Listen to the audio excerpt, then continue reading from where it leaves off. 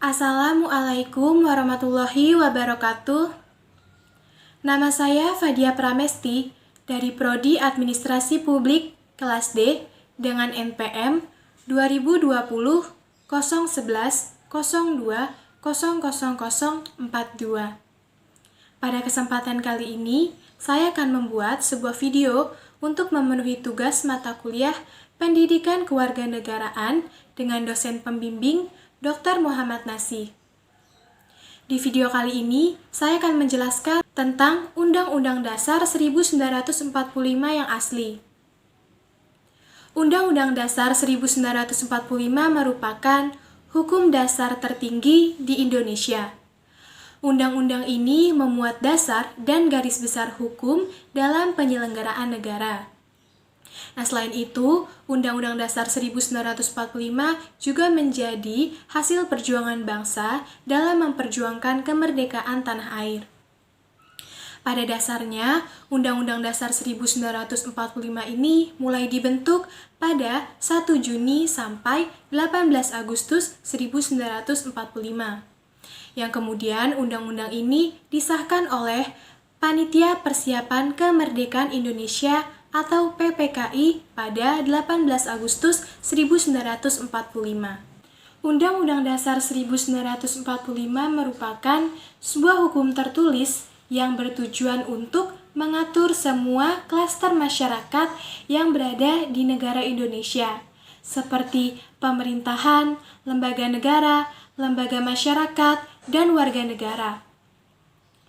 Di dalam Undang-Undang Dasar 1945, terdapat semua naskah buku yang dimulai dari pembukaan yang di dalamnya ada sebuah rumusan Pancasila dan juga semua pasal yang telah ditetapkan. Nah, tentunya pembukaan dan juga pasal-pasal yang ada di dalam Undang-Undang Dasar 1945 ini tidak dapat dipisahkan atau sudah menjadi satu kesatuan.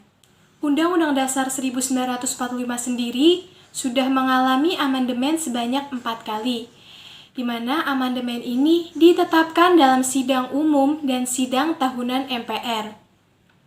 Tentu, tujuan dari dilakukannya perubahan pada Undang-Undang Dasar 1945 adalah untuk memperjelas, menyempurnakan UUD 1945, melakukan sebuah koreksi tanpa adanya perubahan terhadap pasal yang telah ada, dan melakukan sebuah perbaikan kesalahan yang ada di dalam UUD 1945.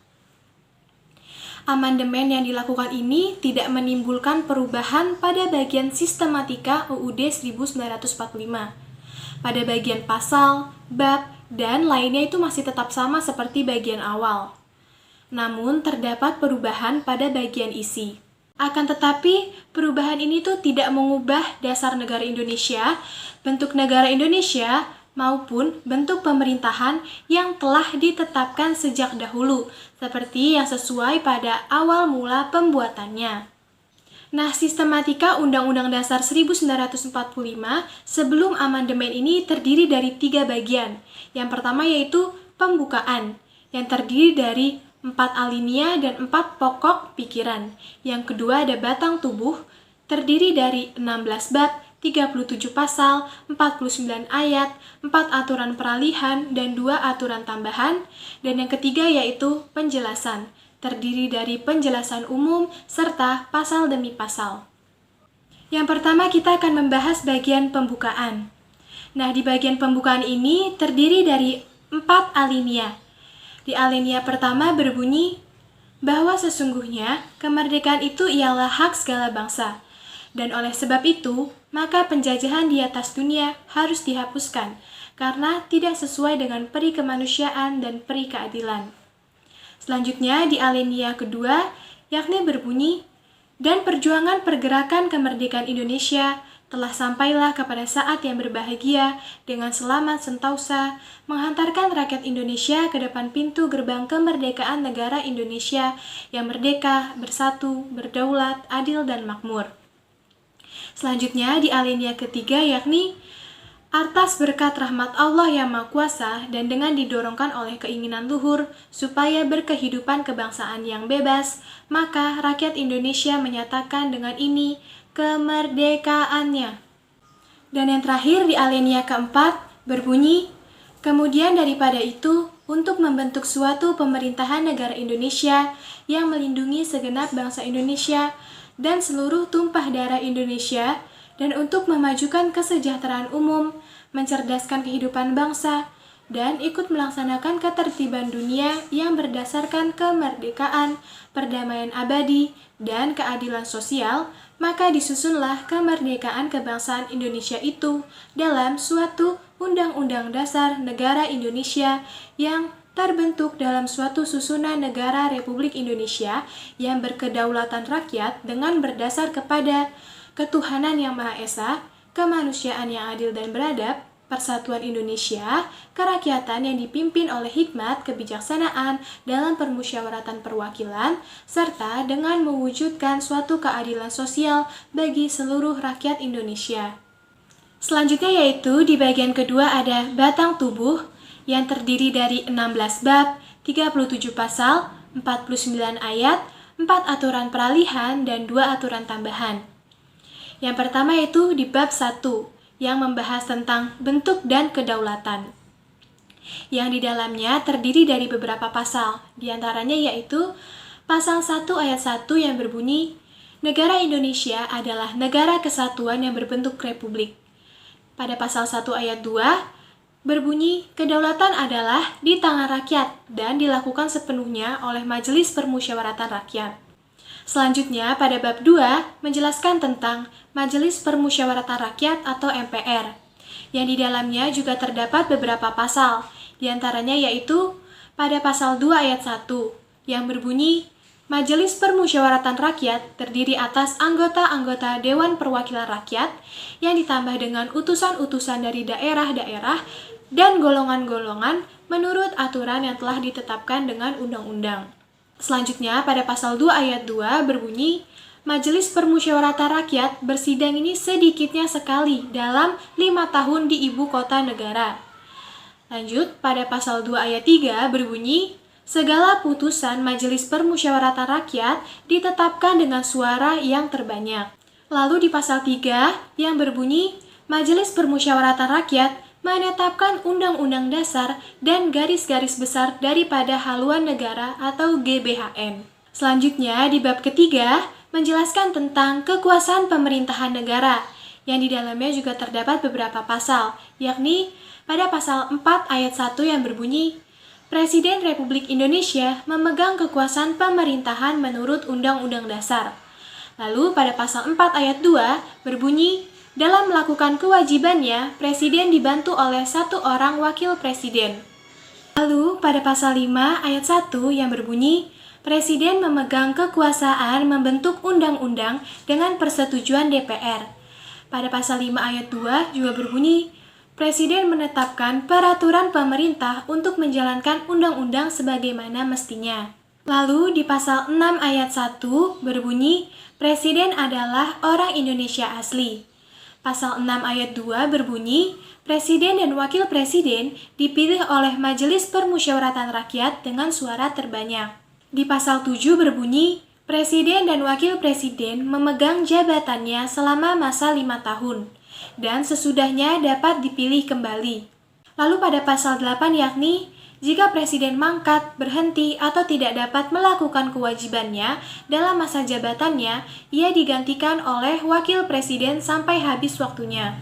Kemudian di pasal 9 berbunyi, sebelum memangku jabatannya, Presiden dan Wakil Presiden harus bersumpah menurut agama dan berjanji dengan sungguh-sungguh di hadapan Majelis Permusyawaratan Rakyat atau Dewan Perwakilan Rakyat.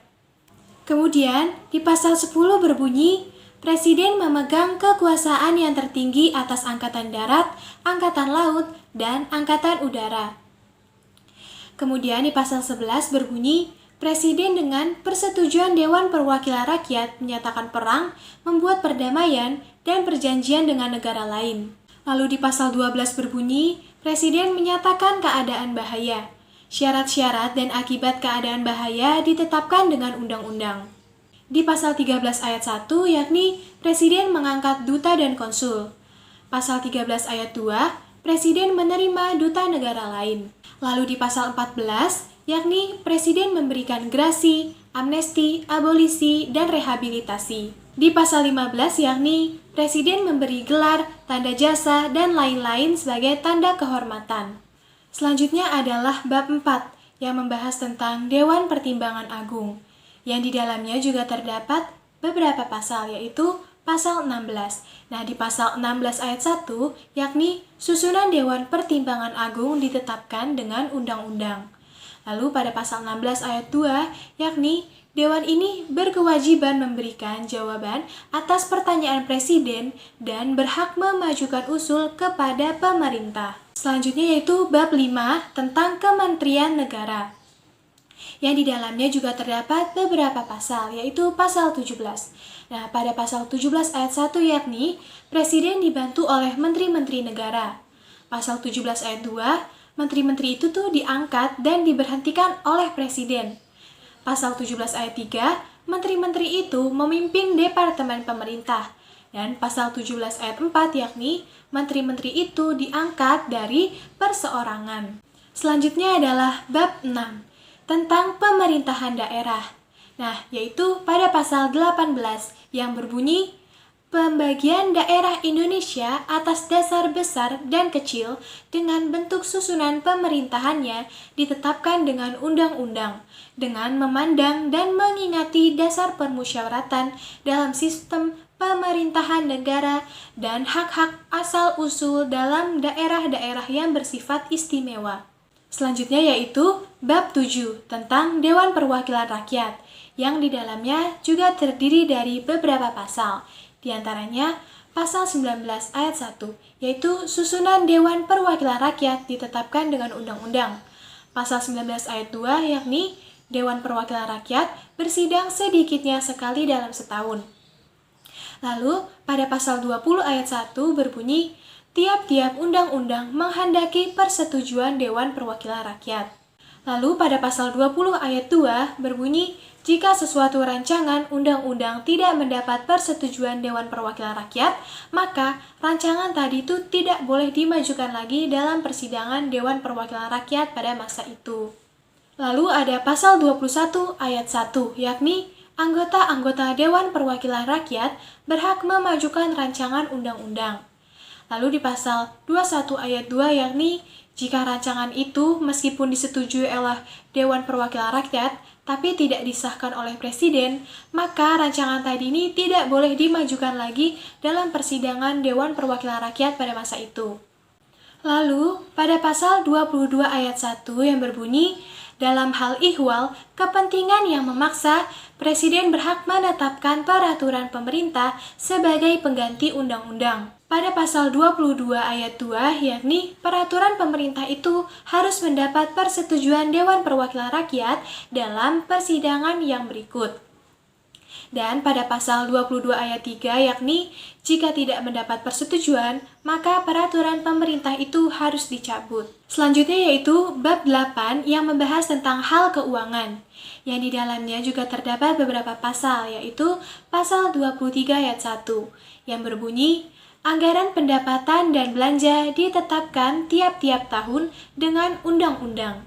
Dan apabila Dewan Perwakilan Rakyat tidak menyetujui anggaran yang diusulkan pemerintah, maka pemerintah menjalankan anggaran tahun yang lalu. Selanjutnya pada pasal 23 ayat 2, yakni segala pajak untuk keperluan negara berdasarkan undang-undang. Lalu pada pasal 23 ayat 3 adalah macam dan harga mata uang ditetapkan dengan undang-undang.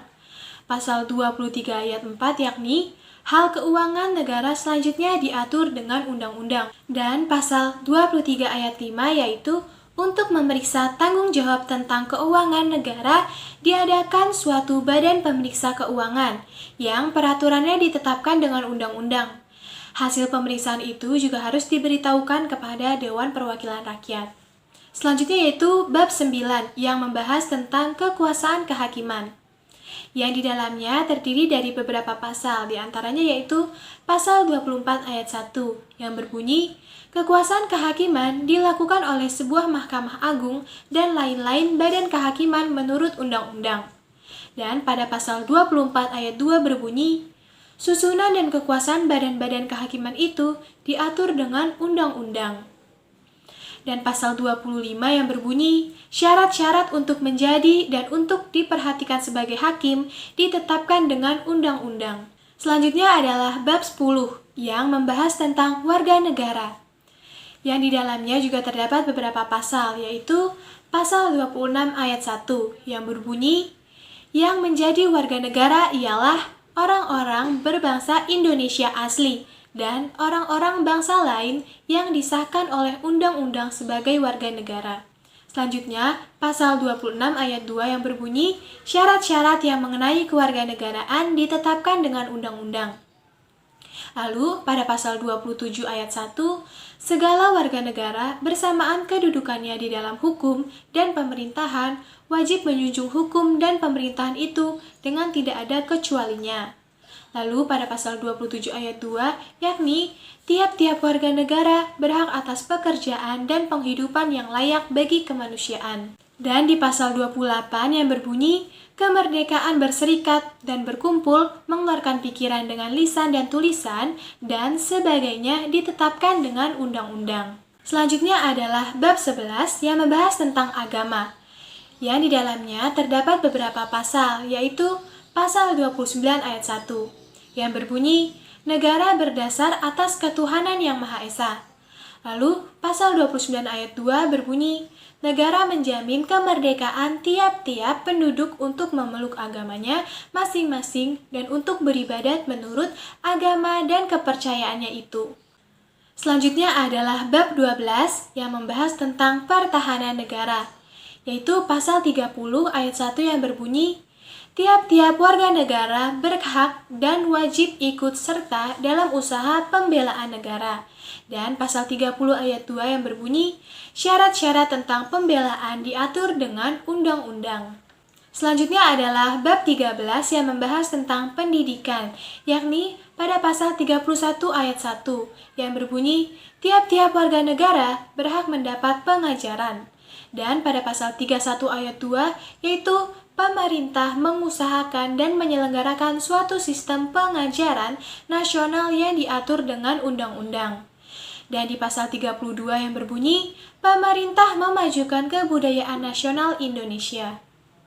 Selanjutnya adalah bab 14 tentang kesejahteraan sosial, yang di dalamnya terdapat beberapa pasal, diantaranya yaitu pasal 33 ayat 1, yakni perekonomian disusun sebagai usaha bersama berdasar atas asas kekeluargaan. Selanjutnya, pasal 33 ayat 2 yakni cabang-cabang produksi yang penting bagi negara dan yang menguasai hajat hidup orang banyak dikuasai oleh negara. Dan pasal 33 ayat 3 yakni bumi dan air dan kekayaan alam yang terkandung di dalamnya dikuasai oleh negara dan dipergunakan untuk sebesar-besar kemakmuran rakyat. Dan di pasal 34 yakni fakir miskin dan anak-anak yang terlantar dipelihara oleh negara. Selanjutnya itu bab 15 tentang bendera dan bahasa, yakni pasal 35 yang berbunyi bendera negara Indonesia adalah sang merah putih. Dan pasal 36 yang berbunyi bahasa negara adalah bahasa Indonesia.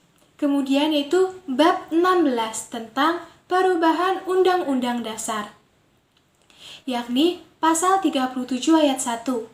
Untuk mengubah Undang-Undang Dasar, sekurang-kurangnya 2/3 dari jumlah anggota Majelis Permusyawaratan Rakyat harus hadir. Dan pasal 37 ayat 2 yakni putusan diambil dengan persetujuan sekurang-kurangnya 2/3 dari jumlah anggota yang hadir.